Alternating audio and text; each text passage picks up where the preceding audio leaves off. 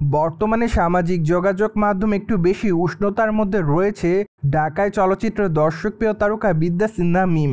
কেননা মাঝে মাঝেই তাকে সামাজিক যোগাযোগ মাধ্যমে হট অবতারে দেখছে তার সকল দর্শকরা।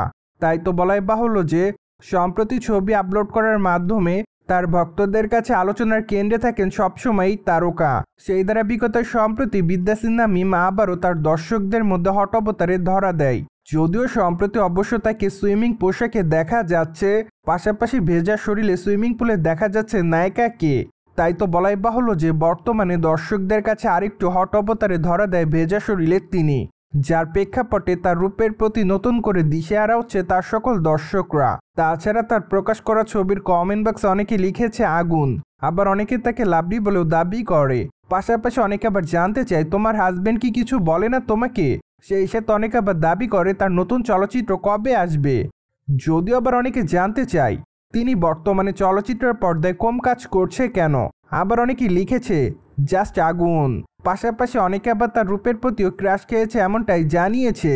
সুতরাং যাই হোক, সবকিছু মিলে আপাতত বিদ্যা সিনহা মিম তার দর্শকদের কাছে এভাবে নতুন করে আলোচনার জন্ম দেয়। বাই দ্য ওয়ে, ঢালিউডের দর্শকপ্রিয় তারকাদের মধ্যে অন্যতম বিদ্যা সিনহা মিম।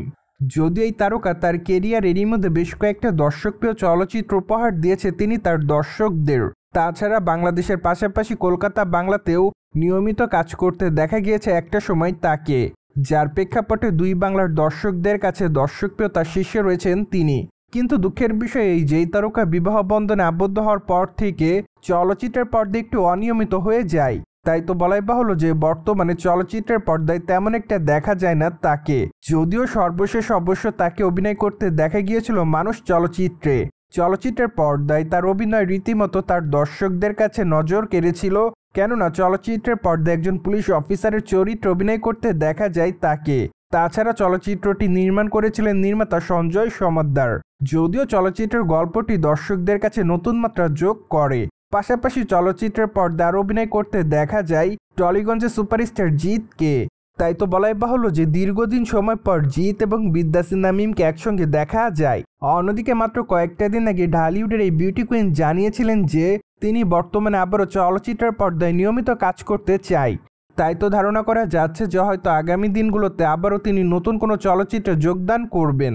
যদিও অনেকদিন আগেই তারকা সিয়াম আহমেদের সঙ্গে একটি চলচ্চিত্রের শুটিংয়ের কাজ করেছেন, কিন্তু দুঃখের বিষয় যে এখনও সেই চলচ্চিত্রটি মুক্তি পায়নি। তাই তো বলাই বাহুল্য যে আগামী দিনে সিয়ামের সঙ্গে তার একটি চলচ্চিত্র রয়েছে মুক্তির অপেক্ষাতে।